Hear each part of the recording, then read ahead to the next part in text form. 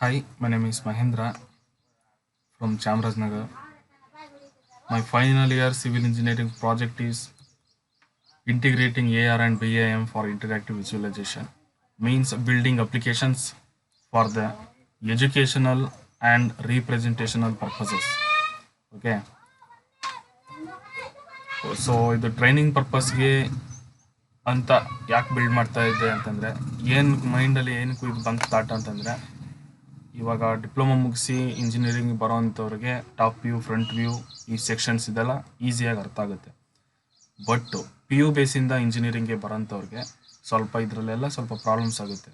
ನಾನು ಅಬ್ಸರ್ವ್ ಮಾಡಿದ್ದು, ನಾನು ಇಂಜಿನಿಯರಿಂಗ್ ಟೈಮಲ್ಲಿ ನನ್ನ ಏನು ಪಿ ಯು ಬೇಸ್ ಫ್ರೆಂಡ್ಸ್ ಯಾರಿದ್ರು ಅವರು ನನ್ನ ಹತ್ರ ಶೇರ್ ಮಾಡಿದ್ದು ಏನು ಪ್ರಾಬ್ಲಮ್ಸ್ ಶೇರ್ ಮಾಡಿದ್ರು, ಫೇಸ್ ಮಾಡ್ತಿರೋದನ್ನು ಶೇರ್ ಮಾಡಿದ್ರು, ಅದು ಮೈಂಡಲ್ಲಿತ್ತು.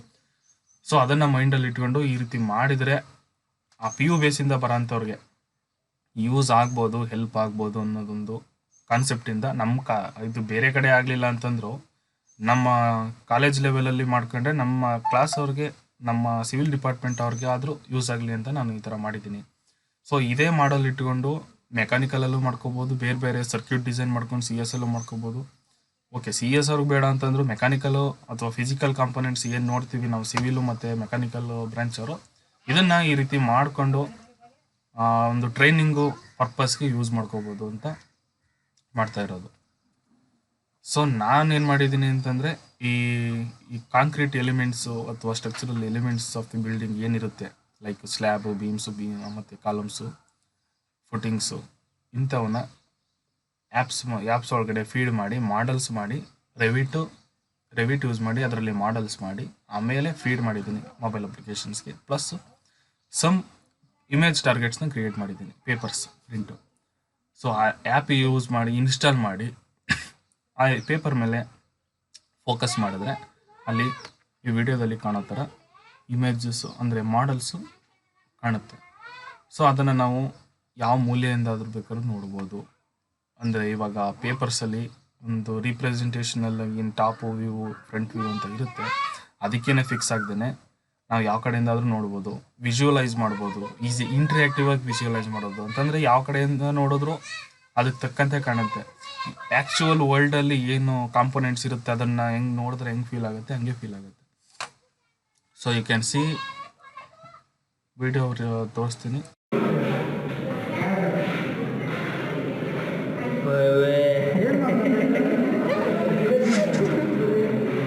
ಇದು 2 way ಸ್ಲ್ಯಾಬು. ಒಂದೊಂದು ಬಾರ್ಸ್ಗಳು ಅಂದರೆ ಲಾಂಗಿಟ್ಯೂಡ್ ಮೇನ್ ಏನು ಶಾರ್ಟ್ ಸ್ಪ್ಯಾನಲ್ಲಿ ಮೇನ್ ಬಾರ್ಸ್ ಇರುತ್ತಲ್ಲ ಅದಕ್ಕೆ ಬೇರೆ ಕಲರ್, ಲಾಂಗ್ ಸ್ಪ್ಯಾನಲ್ಲಿ ಮೇನ್ ಬಾರ್ಸ್ ಇರುತ್ತಲ್ಲ ಅದೇ ಬೇರೆ ಕಲರು, ಟಾರ್ಷನಲ್ ರಿಇನ್ಫೋರ್ಸ್ಮೆಂಟ್ಗೆ ಬೇರೆ ಕಲರು, ನೆಗೆಟಿವ್ ರಿಇನ್ಫೋರ್ಸ್ಮೆಂಟ್ಗೆ ಬೇರೆ ಕಲರು, ಈ ರೀತಿ ಒಂದೊಂದಕ್ಕೂ ಒಂದೊಂದು ಕಲರು ಆಗ್ತಾ ಅವ್ರಿಗೆ ಈಸಿಯಾಗಿ ಅರ್ಥ ಆಗೋ ಥರ ಮಾಡ್ಬೋದು. ಫುಲ್ಲು ಆ್ಯಕ್ಚುಯಲ್ ರಿಯಲ್ ವರ್ಲ್ಡಲ್ಲಿ ಫೀಲ್ಡಲ್ಲಿ ಹೆಂಗಿರುತ್ತೆ ಮಾಡಲು ಅದೇ ಥರ ಮಾಡಿ ಜಸ್ಟ್ ಅವ್ರಿಗೆ ಈ ರೀತಿ ರಿಪ್ರೆಸೆಂಟ್ ಮಾಡ್ತಾ ಕೊಡ್ಬೋದು.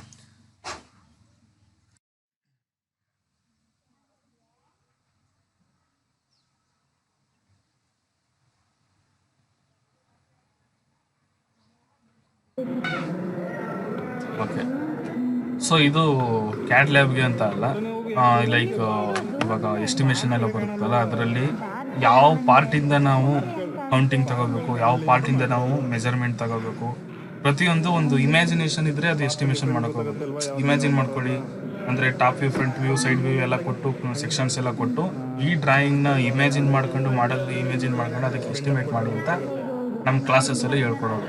ಅದನ್ನು ಈ ರೀತಿ ಮಾಡಲ್ಸ್ ಮಾಡಿ ಆ ಮಾಡಲ್ಸ್ ಇಟ್ಕೊಂಡು ಅದನ್ನು ರಿಪ್ರೆಸೆಂಟ್ ಮಾಡ್ತಾ ಆ ಎಸ್ಟಿಮೇಷನ್ ಪ್ರತಿಯೊಂದು ಸಬ್ಜೆಕ್ಟ್ ಏನಿರುತ್ತೆ, ಈ ಇಮ್ಯಾಜಿನೇಷನ್ ಏನು ಇನ್ಕ್ಲೂಡ್ ಆಗಿರುತ್ತೆ, ಇಂಥವನ್ನೆಲ್ಲ ಈ ರೀತಿ ಮಾಡಿದ್ರೆ ಬೆಟರ್ ಅಂಡರ್ಸ್ಟ್ಯಾಂಡಿಂಗ್ ಆಗಿರುತ್ತೆ, ಬೇಗ ಅರ್ಥ ಆಗುತ್ತೆ, ಅಂಡರ್ಸ್ಟ್ಯಾಂಡಿಂಗ್ ಲೆವೆಲ್ ಜಾಸ್ತಿ ಆಗುತ್ತೆ. ಮತ್ತು ಇಮ್ಯಾಜಿನ್ ಹೆಂಗೆ ಮಾಡ್ಕೋಬೇಕು, ಇಮ್ಯಾಜಿನ್ ಮಾಡ್ಕೊಳ್ಳಿ ಅಂತಾರೆ, ಬಟ್ ಇಮ್ಯಾಜಿನೇಷನ್ ಹೆಂಗಿರ್ಬೇಕು, ಹೆಂಗೆ ಇಮ್ಯಾಜಿನ್ ಮಾಡ್ಕೋಬೇಕು ಅನ್ನೋದು ಗೊತ್ತಿರಲ್ಲ. ಸೊ ಆ ರೀತಿ ಹೆಂಗೆ ಇಮ್ಯಾಜಿನ್ ಮಾಡ್ಕೋಬೇಕು ಅನ್ನೋ ಐಡಿಯಾ ಕೂಡ ಬರುತ್ತೆ ಅನ್ನೋದು ನನ್ನ thought. Okay, next training purpose. Okay, ಇದೊಂದು ವಿಡಿಯೋ ಎಜುಕೇಷನಲ್ ಪರ್ಪಸ್ಗೆ. ಇದು ಅದು ಸ್ಲ್ಯಾಬ್.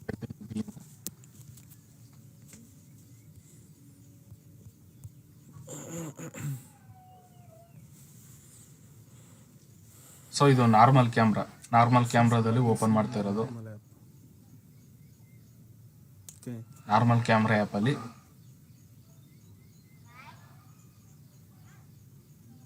ಆ್ಯಕ್ಚುಲಿ ಇಮೇಜು ವ್ಯೂ ಆದಾಗ ಕ್ಯಾಮ್ರಾದಲ್ಲಿ ಒಂದು ಮಾಡೆಲ್ ಬರಬೇಕು, ಜನ್ರೇಟ್ ಆಗಬೇಕು ಅನ್ನೋ ಥರ ನಾವು ಆ್ಯಪ್ ಮಾಡಿರೋದು. and that's it. Okay, But when you open our app continuous, ಇದು ನಾವು ಕ್ರಿಯೇಟ್ ಮಾಡಿರೋಂಥ ಆ್ಯಪು ಕಂಟಿನ್ಯೂಸ್ ಬೀಮ್ಗೆ. you can see the model. ನೋಡಿ ಈಗ ಆಡಿಸ್ಬಿಡ್ತಾನ ಅಷ್ಟನೇಂದ ಕಾಲೇ ಸೊಪ್ಪಾಗಿತ್ತು. ಇವಾಗ ಇದರಲ್ಲಿ ನೋಡ್ಬೋದು Details, anchor bars.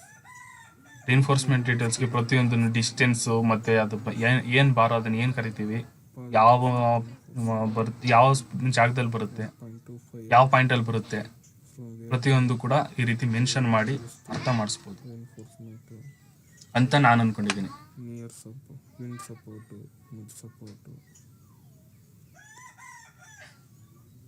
and stirrups and anchor bars. Okay, next representation ಪರ್ಪಸ್ಗೆ ಯಾವ ರೀತಿ ಯೂಸ್ ಮಾಡ್ಬೋದು ಅಂತ. ಸೊ ಇದು ಮಾಡಲ್ ತುಂಬ ದೊಡ್ಡದಾಗೋಯ್ತು, ಅದರಿಂದ ಹೈಟ್ ಸಿಗ್ತಾ ಇಲ್ಲ.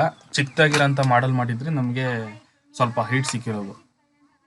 ಮಾಡಲ್ ಮೇಲೆ ಡಿಪೆಂಡ್ ಆಗಿರುತ್ತೆ.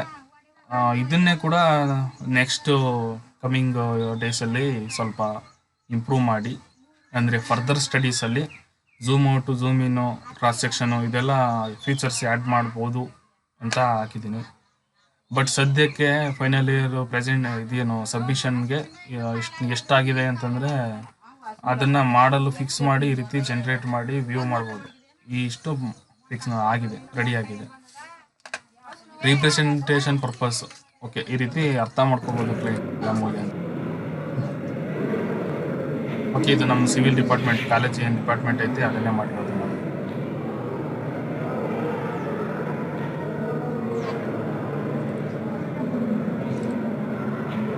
ಈ ಪ್ರಾಜೆಕ್ಟ್ ಬಗ್ಗೆ ನಿಮ್ಮ ಅನಿಸಿಕೆಯನ್ನು, ನಾನು ಹೇಳಿದ್ದು ಸರಿಯಿಲ್ಲ, ಈ ರೀತಿ ಯೂಸ್ ಮಾಡ್ಬೋದಾ, ಬೇರೆ ಪರ್ಪಸಸ್ಗೆ ಯೂಸ್ ಮಾಡ್ಬೋದಾ, ಯಾವ ರೀತಿ ಯೂಸ್ ಆಗುತ್ತೆ, ಇವಾಗ ನಾನು ಹೇಳಿದ್ರೆ ನೀವು ನಿಮ್ಮ ಒಪಿನಿಯನ್ ಹೇಳಿ.